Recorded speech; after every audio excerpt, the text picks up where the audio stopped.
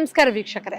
ನನ್ನ ಮಗುವನ್ನ ಚಾಂಪಿಯನ್ ಆಗಿ ಬೆಳೆಸಬೇಕು ಅಂತ ಆಸೆ ಪಟ್ಟಂತಹ ಪೋಷಕರಿಗೆ ಆರೋಗ್ಯಕ್ಕೆ ಸಂಬಂಧಪಟ್ಟ ಹಾಗೆ, ವಿದ್ಯಾಭ್ಯಾಸಕ್ಕೆ ಸಂಬಂಧಪಟ್ಟ ಹಾಗೆ, ಮನೆಯಲ್ಲಿ ಯಾವ ರೀತಿ ವಾತಾವರಣವನ್ನು ಮೂಡಿಸಬೇಕು ಅನ್ನೋ ಸಂಬಂಧಪಟ್ಟ ಹಾಗೆ ಸಾಕಷ್ಟು ಸಲಹೆ ಸೂಚನೆಗಳನ್ನ ಕಳೆದ ಸಂಚಿಕೆಯಲ್ಲಿ ನಾವು ಕೊಡ್ತಾನೆ ಬಂದಿದ್ದೀವಿ. ಇವತ್ತಿನ ಈ ವಿಶೇಷ ಸಂಚಿಕೆಯಲ್ಲಿ ಮಕ್ಕಳಿಗೆ ಹಣಕಾಸಿನ ಬಗ್ಗೆ ಹೇಳ್ಕೊಡ್ಬೇಕಾ, ಯಾವ ಏಜಲ್ಲಿ ಹೇಳೋಕೆ ಶುರು ಮಾಡಬೇಕು, ಎಷ್ಟು ಹೇಳಬೇಕು, ಇದು ಸಮಂಜಸನ ಬಾಲ್ಯದಲ್ಲೇ ಹಣಕಾಸಿನ ಬಗ್ಗೆ ಹೇಳ್ಕೊಡೋದು, ಈ ಥರ ಪ್ರಶ್ನೆ ಇರೋರಿಗೆ ಖಂಡಿತ ಉಪಯೋಗ ಆಗುತ್ತೆ. ಎಷ್ಟೋ ಜನ ಪೋಷಕರು ಚಿಕ್ಕ ವಯಸ್ಸಿನಲ್ಲೇ ಮಕ್ಕಳಿಗೆ ನೀನು ಇದೇ ಕೋರ್ಸ್ ತಗೋಬೇಕು, ಇದೇ ಎಕ್ಸಾಮ್ ಅಟೆಂಡ್ ಮಾಡಬೇಕು, ನೀನು ಇದನ್ನು ಓದಿದ್ರೇ ಮುಂದೆ ನಿಂಗೆ ಇಷ್ಟು ದುಡ್ಡು ಮಾಡೋಕ್ಕೆ ಸಾಧ್ಯ, ಇದನ್ನು ಪರ್ಚೇಸ್ ಮಾಡೋಕ್ಕೆ ಸಾಧ್ಯ, ಅಥವಾ ಇದನ್ನೆಲ್ಲ ಅನುಭವಿಸೋಕೆ ಸಾಧ್ಯ ಅಂತ ಹೇಳ್ಕೊಡ್ತಾರೆ. ಇದು ಸಂಪೂರ್ಣವಾಗಿ ತಪ್ಪು ಅಂತ ನಾನು ಹೇಳ್ತಾ ಇಲ್ಲ.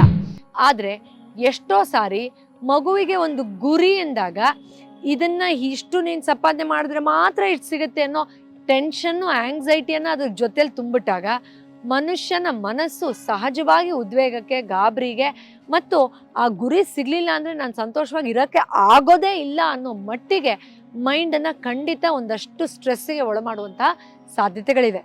ಆದ್ದರಿಂದ ಗುರಿಗಳ ಬಗ್ಗೆ ಹೇಳಬೇಕಾದ್ರೆ ಅದ್ರ ಜೊತೆಯಲ್ಲಿರೋ ಹಲವಾರು ವಿಷಯಗಳನ್ನು ಸೇರಿಸಿ ನೀನು ಏನನ್ನಾದರೂ ಮಹತ್ತರವಾದದ್ದನ್ನ ಆನಂದದಿಂದ ಮಾಡಿದ್ರೆ ಸಹಜವಾಗಿ ತಾನಾಗಿಯೇ ಅದಕ್ಕೆ ಬೇಕಾಗುವ ಸೌಲಭ್ಯಗಳು ಅದ್ರ ಹಿಂದಿಂದನೇ ಬರೋದ್ರಿಂದ ನಿನ್ನ ಆಸೆಗೆ ಸಂಬಂಧಪಟ್ಟ ವಸ್ತುಗಳನ್ನ ಅಥವಾ ಬೇರೆ ಬೇರೆ ಕನಸುಗಳನ್ನ ಪೂರೈಸುವಂತ ಎಲ್ಲ ಒಂದು ಫೆಸಿಲಿಟೀಸ್ ಏನಿದೆ ಅದು ಫಾಲೋ ಮಾಡುತ್ತೆ ಅನ್ನೋ ನಿಟ್ಟಿನಲ್ಲಿ ಹೇಳ್ಕೊಡ್ಬೇಕು. ತುಂಬಾ ಜನ ಪೇರೆಂಟ್ಸೇ ತಾನಿದನ್ನು ನಂಬಲ್ಲ, ಇನ್ನು ಮಕ್ಕಳಿಗೆ ಹೇಳ್ಕೊಡೋದಂತೂ ತುಂಬ ದೂರ. ಯಾಕಂದರೆ ಅವ್ರಿಗೆ ಅನ್ಸುತ್ತೆ ಇದು ತುಂಬ ಸ್ಟ್ರೆಸ್ಸಿಂದ, ತುಂಬ ಪ್ಯಾನಿಕ್ಕಿಂದ, ಅಥವಾ ನಾನು ಇದನ್ನು ಪಡ್ಕೊಳ್ಳೇಬೇಕು, ಇಷ್ಟು ಆರ್ಥಿಕವಾಗಿ ಬೆಳೆಯೋದೇ ನನ್ನ ಪ್ರಮುಖ ಗುರಿ ಅಂತ ಅಂದ್ಕೊಂಡಾಗಿಂದ ಮಾತ್ರ ನಾನು ಇದನ್ನು ಪಡೆಯೋಕ್ಕೆ ಸಾಧ್ಯ ಅಂತ. ನಾನು ಯಾವಾಗಲೂ ಹೇಳ್ತಾ ಇರ್ತೀನಿ ಪೇರೆಂಟ್ಸ್ಗೆ, ನೀವು ಮಗುವಿಗೆ ಏನಾಗಬೇಕು ಅನ್ನೋದಕ್ಕಿಂತ ನೀನು ಏನು ಮಾಡಬೇಕು ಅನ್ನೋದನ್ನು ತಿಳಿಸ್ಕೊಡಿ. ಆಗ ದೈಹಿಕವಾಗಿ ನಿನ್ನ ದೇಹ ಚೆನ್ನಾಗಿ ಇಟ್ಕೊಳ್ಳೋಕೆ ಏನು ಮಾಡಬೇಕು, ಭಾವನಾತ್ಮಕವಾಗಿ ಏನು ಮಾಡಬೇಕು, ಸಮಾಜಕ್ಕೆ ಏನು ಮಾಡಬೇಕು, ನಿನ್ನ ಕನಸುಗಳನ್ನು ಯಾವ ರೀತಿ ನೀನು ಪೂರೈಸ್ಕೋಬೇಕು, ದೇಶಕ್ಕೆ ಏನು ಮಾಡಬೇಕು, ಈ ಒಂದು ವಿಷನ್ ಬ್ರಾಡ್ ಆಗ್ತಾ ಇದ್ದ ಹಾಗೆ ಆಟೋಮ್ಯಾಟಿಕ್ಲಿ ಇದರದ್ದೆಲ್ಲ ಸಮತೋಲನ ಇದ್ರೆ ಒಂದು ಅಬಂಡೆಂಟ್ ಲೈಫನ್ನು ಮಗು ನ್ಯಾಚುರಲಿ ಲೀಡ್ ಮಾಡುತ್ತೆ. ನಮ್ಮ ಸುತ್ತ ಇರೋ 4 ಜನನ ಸೂಕ್ಷ್ಮವಾಗಿ ನೋಡಿದ್ರೇನೆ ಯಾರು ಯಾವ ರೀತಿ ರಿಯಲ್ ಅಬಂಡೆನ್ಸಲ್ಲಿ ಬದುಕ್ತಾರೆ ಅನ್ನೋದು ನಮಗೆ ಗೊತ್ತಾಗುತ್ತೆ. ಏನಂತೀರಾ? ವೆಲ್, ಆದರೂ ಕೂಡ ಎಷ್ಟೋ ಸತಿ ಬಾಲ್ಯದಲ್ಲಿ ಏನೋ ಆರ್ಥಿಕ ಪರಿಸ್ಥಿತಿಗೆ ತಂದೆ ತಾಯಿಗೆ ತೊಂದರೆ ಇದ್ದಾಗ ದುಡ್ಡೇನು ಮರದಲ್ಲಿ ಬೆಳೆಯುತ್ತಾ ಅನ್ನೋದು, ಹಣಕಾಸಿನ ವಿಚಾರವಾಗಿ ತುಂಬ ನಕಾರಾತ್ಮಕವಾಗಿ ಮಾತಾಡೋದು, ಅಥವಾ ಆರ್ಥಿಕ ಪರಿಸ್ಥಿತಿ ಹೀನಾಯವಾಗಾದಾಗ ವಿಪರೀತ ಖಿನ್ನತೆಗೆ ಪೇರೆಂಟ್ಸ್ ಒಳಗಾಗಿ ಆ ಜಗಳಗಳನ್ನು ನೋಡಿ ಹಣವೇ ಒಂದು ನೆಗೆಟಿವ್ ಅನ್ನೋ ಪ್ಯಾನಿಕ್ಗೆ ಒಳಗಾಗೋದು, ಒಂದು ಟೀನೇಜ್ ಕ್ರಾಸ್ ಮಾಡಿದ ತಕ್ಷಣ ನನಗೆ ಇಷ್ಟೇ ಹಣ ಸಂಪಾದನೆ ಮಾಡಬೇಕು ಇಲ್ಲಾಂದರೆ ಪ್ರಪಂಚನೇ ಮುಳುಗೋಗುತ್ತೆ ಅನ್ನೋ ಲೆವೆಲ್ಲಿಗೆ ಮಗು ಶಾಕ್ ಅಥವಾ ಆಂಗ್ಸೈಟಿಗೆ ಒಳಗಾಗೋದು, ಈ ಎಲ್ಲ ಸೈಕಲ್ಸ್ ತುಂಬ ಫ್ಯಾಮಿಲಿಯಲ್ಲಿ ನಡೀತಾ ಇರುತ್ತೆ.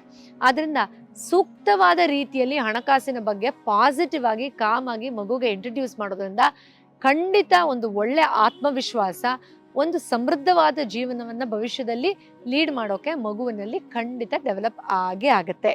ಸೊ ಮೊದಲನೇದಾಗಿ ನಾವು ತುಂಬ ಇಂಪಾರ್ಟೆಂಟಾಗಿ ಅರ್ಥ ಮಾಡ್ಕೋಬೇಕಾಗಿರೋದು ಏನು ಅಂದರೆ, ತುಂಬ ಚಿಕ್ಕ ವಯಸ್ಸಲ್ಲೇ ಅಂದರೆ may be around 3 to 5 to 6 years ಅಂತ ಅಂದ್ಕೊಳ್ಳಿ, ಅಂದರೆ ಒಂದು 4 ರಿಂದ 6 ವರ್ಷದ ಮಗುವಿಗೆ ಜಸ್ಟ್ ಕಾನ್ಸೆಪ್ಟ್ ಆಫ್ ಮನಿ, ಇದು ಈ ನೋಟಿಗೆ ದುಡ್ಡು ಅಂತ ಹೇಳ್ತಾರೆ, ಇದು ಕಾಯಿನ್ಸ್ ಅಂತಾರೆ, ಇಷ್ಟು ಮಾತ್ರ ಹೇಳ್ಕೊಡಿ. ಇದು ಕರೆನ್ಸಿ, ಇದು ಇಂಡಿಯನ್ ಕರೆನ್ಸಿ, ಇದು ರೂಪಾಯ, ಈ ರೀತಿ ಇಷ್ಟು ಮಾತ್ರ ಹೇಳ್ಕೊಡಿ. ಅದಾದಮೇಲೆ ಅಂದರೆ ಈ ಏಜಲ್ಲೇ ವಿಪರೀತವಾದ ಡ್ರಾಮ್ಯಾಟಿಕ್, ಸಿನಿಮ್ಯಾಟಿಕ್ ನೆಗೆಟಿವ್ ಸೆಂಟೆನ್ಸಸ್ಗಳಿರುತ್ತಲ್ಲ, ತುಂಬ ಭಯ ಬಂದ್ಬಿಡೋ ಥರ, ಆ ನೋಟನ್ನು ನೋಡಿದ್ರೇ ಅಯ್ಯೋ ಏನೋ ಅನ್ನೋ ಥರ, ಆ ಥರ ಮಾಡೋದು ಬೇಡ ಅಂತ ನಾನು ಹೇಳ್ತಾ ಇದ್ದೀನಿ. ಏಜ್ಗೆ ತಕ್ಕನಾಗೆ ಅವ್ರಿಗೆ ಅದ್ರ ಬಗ್ಗೆ ಅರಿವು ಮೂಡಿಸುವಂಥ ಪ್ರಯತ್ನವನ್ನು ಮಾಡಿ. ಇನ್ನು 6 ರಿಂದ 9ನೇ ವಯಸ್ಸಿನಲ್ಲಿ ಮಗುಗೆ ನೀವು 2 ಸ್ಪೆಸಿಫಿಕ್ ವಿಷಯಗಳನ್ನು ಇಂಟ್ರಡ್ಯೂಸ್ ಮಾಡಬಹುದು. ಒಂದು ಸೇವಿಂಗ್ಸ್, ಇನ್ನೊಂದು ಸ್ಪೆಂಡಿಂಗ್. ಸೊ ನಾವು ಇಷ್ಟು ಸೇವ್ ಮಾಡಬೇಕು, ಇಷ್ಟು ಸ್ಪೆಂಡ್ ಮಾಡಬೇಕಂದ್ರೆ ಮಗುಗೆ ಅಂತ ಒಂದು ಬಡ್ಜೆಟ್ ಅಲೋಕೇಟ್ ಮಾಡಿದಾಗ, ಫಾರ್ ಎಕ್ಸಾಂಪಲ್ ನಾನು ನಿನಗೆ 100 ರೂಪಾಯಿ ಸ್ಪೆಂಡ್ ಮಾಡಬೇಕು ಅಂತಿದ್ದೀನಿ, ಇದರಲ್ಲಿ ನಾವು ಇಷ್ಟು ಸೇವ್ ಮಾಡ್ಕೊಳ್ಳೋಣ, ಇಷ್ಟು ಇವಾಗ ಖರ್ಚು ಮಾಡೋಣ, ಈ ರೀತಿ. ಓಕೆ, ಒಂದು ಸೇವ್ ಅಂತ ಒಂದಿರುತ್ತೆ, ಸ್ಪೆಂಡ್ ಅಂತ ಒಂದಿರುತ್ತೆ ಅಂತ ಮಗುಗೆ ಆಗ ಅರ್ಥ ಆಗುತ್ತೆ. ಮಗುಗೊಂದು ಪಿಗಿ ಬ್ಯಾಂಕ್ ಕೊಡಿಸಿ, ಒಂದು ಸಣ್ಣ ಹುಂಡಿ, ಅದರಲ್ಲಿ ಚಿಕ್ಕ ವಯಸ್ಸಲ್ಲಿದ್ದಾಗ ಮಣ್ಣಿಂದೆಲ್ಲ ಕೊಡ್ತಾ ಇದ್ರು, ಈಗ ಬೇರೆ ಬೇರೆ ಥರ ಬಂದಿದೆ.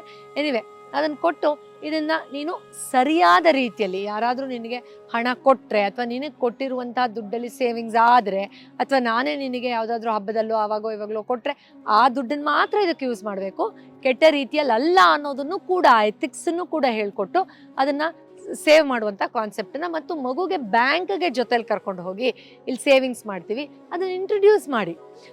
ಅಷ್ಟೇ ಸುಲಭವಾಗಿ ಅಷ್ಟೇ ಹಂತಕ್ಕೆ ಆ ಏಜಿಗೆ ಅಷ್ಟನ್ನು ಮಾತ್ರ ಇಂಟ್ರಡ್ಯೂಸ್ ಮಾಡೋದು ಸುಲಭ. ಇನ್ನು 13-14ನೇ ವಯಸ್ಸಿಗೆ ಬಂದಾಗ ಮಗುಗೊಂದು ಬಡ್ಜೆಟ್ ಅಂತ ಅಲೋಕೇಟ್ ಮಾಡಿ, ಅಲೋವೆನ್ಸ್ ಅಂತೀವಲ್ಲ, ನೋಡಪ್ಪ ನಿಮಗೆ ಪಾಕೆಟ್ ಮನಿ 300 ರೂಪಾಯಿ, 3 ವಾರದಲ್ಲಿ ನೀನು ಇಷ್ಟೇ ನೀನು ಖರ್ಚು ಮಾಡಬೇಕು, ಅದರ ಅಕೌಂಟ್ಸ್ ನೀನು ಮೇಂಟೈನ್ ಮಾಡಬೇಕು, ಇಷ್ಟು ದುಡ್ಡು ಹೀಗೆ ಅಂತ ಆ ಒಂದು ಅವೇರ್ನೆಸ್ಸನ್ನು ಮಗುವಿನಲ್ಲಿ ಮೂಡಿಸುವಂಥ ಪ್ರಯತ್ನವನ್ನು ಮಾಡಿ.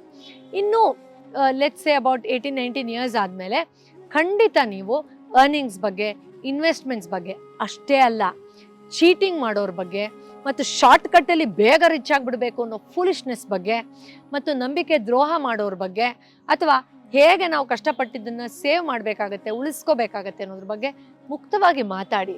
ತುಂಬ ಜನ ಇದೆಲ್ಲದಕ್ಕೂ ಮಗು ತುಂಬ ಚಿಕ್ಕದು ಅಂತ ಆಮೇಲೆ ಆ ಒಂದು ಒಡವೆನೋ ಹಣದ್ದೋ ಮೌಲ್ಯನ ಗೊತ್ತಿಲ್ಲದೆ ನಾಳೆ ದಿನ ಏನಾದರೂ ಆಗುವಂಥ ಸಾಧ್ಯತೆಗಳಿದ್ರೆ ದುಃಖ ಪಡೋರು ನೀವು ಕೂಡ.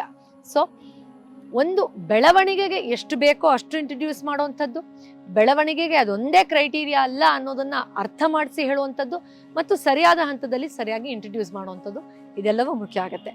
ಈ ಮಾಹಿತಿ ನಿಮಗೆ ಇಷ್ಟ ಆಗಿದ್ರೆ ನಿಮ್ಮ ಆಪ್ತರಲ್ಲೂ ಕೂಡ ಹಂಚ್ಕೊಳ್ಳಿ. ಮುಂದಿನ ಬಾರಿ ಇನ್ನೊಂದು ಔಷಧ ರಹಿತ ಚಿಕಿತ್ಸೆಯ ಸಲಹೆ ಜೊತೆ ಮತ್ತೊಮ್ಮೆ ಭೇಟಿ ಆಗ್ತೀನಿ. ಎಲ್ರಿಗೂ ಒಳ್ಳೆಯದಾಗಲಿ. ನಮಸ್ಕಾರ.